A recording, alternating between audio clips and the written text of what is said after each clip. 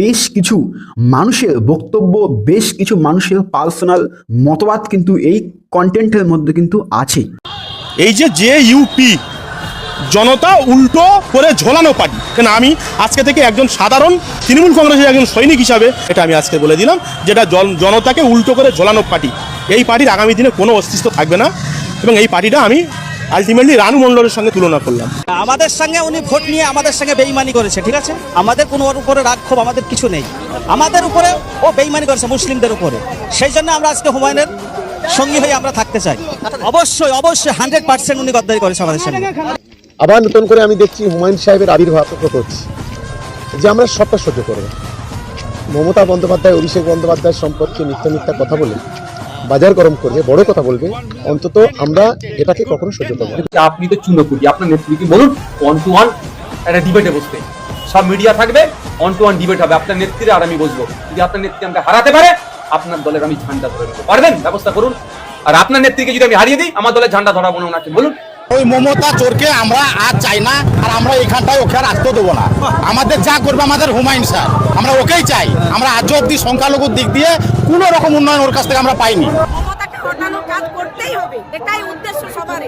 মুসলমানরা আজকের এখানে কাতারে কাতারে এসছে, তাদের আবেগকে নিয়ে মমতা ব্যানার্জি খেলেছেন। এইবারে মমতা ব্যানার্জি আপনাকে নিয়ে সংখ্যালঘুরা একজোট হয়ে খেলবে। কোথায় পালাবেন সেটা শুধু আপনি লক্ষ্য করে রাখুন। এরোপ্লেন রেডি করে রাখুন, 26-এর রেজাল্টের পরে কোন পথে আপনি যাবেন। শুভেন্দু অধিকারী যত হিন্দু করবে, আমি তত মুসলিম করবো।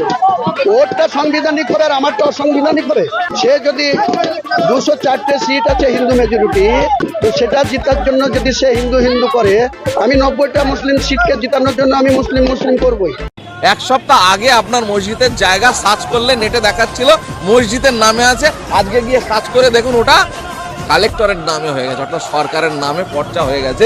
এরপরেও যদি আমাদের সমাজের মানুষ ঘুমিয়ে থাকে, তাহলে বাঁচার জায়গাটুকু পাবে না। বলে খামে ভোট দিলে নাকি জান্নাতে যাবে। আমি কোন দালাল কোথায় আছে একবার বলবেন? কোন হাদিসে, কোন কোরআনে কোথায় লেখা আছে যে খামে ভোট দিলে জান্নাতের সার্টিফিকেট পাওয়া যাবে?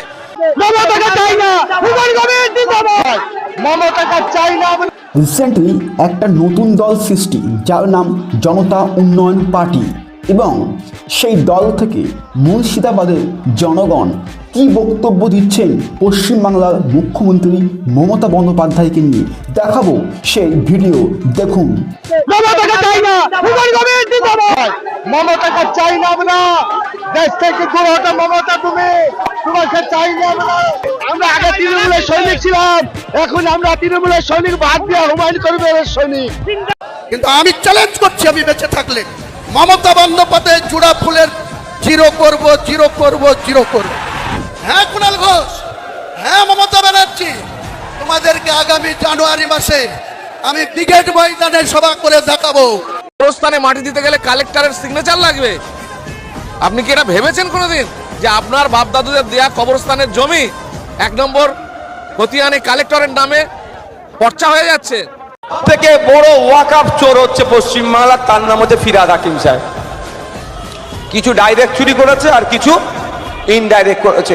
এই কথা যদি আমি ভুল বলি, ফিরহাদ হাকিম সাহেব আমার নামে মামলা করুক, আমি কোর্টে গিয়ে প্রমাণ দেব। আগে তো মমতা ব্যানার্জি নিজেই দায়িত্ব নিয়েছিল মুসলিম সমাজের কাছে যে ওয়াকআপের জন্য আমি একাই যথেষ্ট, কাউকে আন্দোলন করতে হবে না, আমি দেখবো। সে তো এখন বিজেপির সাথে গিয়েছে, মুসলমানদের ভিলকি দেখাচ্ছে, মিথ্যাচার করছে। তাহলে মুসলমান যদি বিশ্বাসান্ত হয়, তাহলে মমতা ব্যানার্জিকে এই 2 নম্বর মালগুলোকে সরাতে হবে। শওকত মোল্লার মতন মাল রাখলে হবে না।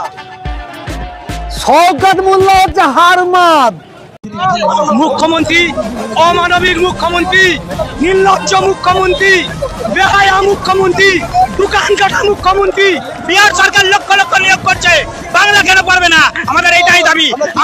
আমরা কি জানে পড়াশোনা করেছি? আমি যেমন একা আছি, নওশাদও আছে। নওশাদ যদি আসতে চাই ওয়েলকাম, সিপিএম যদি আসতে চাই ওয়েলকাম, কংগ্রেস যদি আসতে চাই খাতা খুলতে পারবে, আর না হলে এরা জিরো আছে, জিরোই থাকবে। যেখানেই দাঁড়িয়ে জিজ্ঞেস করবেন নওশাদ সিদ্দিকী কারা কারা চান, 100টা লোক থাকলে আশা করছি 65 থেকে 70টা লোক নওশাদের পক্ষে হাত তুলবে। আমি আবেগে বলবো না যে 90টা তুলবে, না, নওশাদের এখনো দেরি আছে। ও গাড়ি 2026 সাল পর্যন্ত ওই রকম অবস্থায় থাকবে। বিধানসভার গেটে গাড়ি লাগিয়ে রেখে দেবো, মমতা ব্যানার্জি ঢুকবে আর বেরোবে।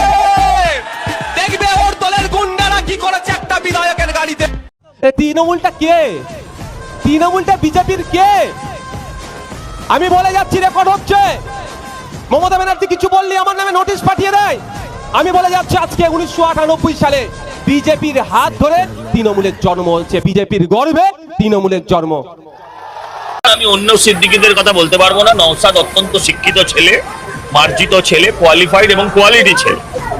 হ্যাঁ, আমার মনে হয় ও টাকা রোজগার করার জন্য রাজনীতি করতে আসেনি। ওদের সাথে আমাদের বিস্তর মতো পার্থক্য থাকবে, আছে, কিন্তু যেটা সত্যি সেটা তো বলতে হবে। তো আমার যেটা ধারণা, নওশাদ ওখান থেকে আবার বিপুল ভোটেই একটা বড় চুরি হয়েছে এখানে, যে বিহারে আমরা দেখলাম যে আপনি তথ্য দিচ্ছেন টোটাল ভোটার হচ্ছে 7,42,00,000। খোঁজে নিয়ে দেখছি বিহারে ভোট দিয়েছে 7,45,00,000। তো 3 লক্ষ কোথা থেকে আসলো? হুমায়ুন কবির তিনি কি বললেন দেখুন সেই ভিডিও। যে মুসলমানরা তোমাকে ভোট দিয়ে মুখ্যমন্ত্রীর চেয়ারে রেখেছে আপনাকে, আপনি সেই মুসলমানকে বলছেন দিল্লিতে যে আন্দোলন করুক, আর ভোটটা দিল্লিতে নেবেন। এখানকার লোক যাতে আপনার পার্টিকে সিম্বলকে ভোট না দেয় তার ব্যবস্থা হুমায়ুন কবির করবে। এখন সবে তো ফর্ম ফিল আপ করছে, কোন দিন এসে দেখবেন ভ্যান চালাচ্ছে। Naushad Siddiqui form fill up করছে, কোনো রাগ হচ্ছে? ও তুমি ফর্ম ফিল আপ করতে তুমি তো ট্রেন ভেঙে ফেলবে বাবু। সেই কথাই আছে না, শিয়াল কখন আঙ্গুর ফলকে টক বলে বলুন তো? কখন? যখন নাটক করছে, অপের চপ খাওয়ানোর চেষ্টা করছে। উনি বলেছিলেন এসআইআর হলে ঘেরাও হবে ইলেকশন কমিশন অফিস। তারপরে তিনি যে চা খেয়েছে, পানি খেয়েছে অফিস থেকে, আজকে গল্প শোনাচ্ছে প্রায় 90,000 অফিসার তৃণমূল কংগ্রেস পরিচালিত সরকারি এসআইআর যুক্ত করার জন্য দিচ্ছে, আর মানুষকে বোকা বানাচ্ছে। মানুষ অত বোকা নয়। ওপর আল্লাহ তো আমাকে হেদায়েত দান করছে অলরেডি, তবেই তো আজকের আমি মানুষের নজরে এত ফেমাস। এগুলো যতদিন বেঁচে থাকবো, ওপর আল্লাহ পাক ভগবান আমাকে যতদিন বাঁচিয়ে রাখবে, দুর্নীতি কি জিনিস 1 টাকা কোনোদিন আমি যতদিন রাজনীতি করবো কেউ দেখাতে পারবে না।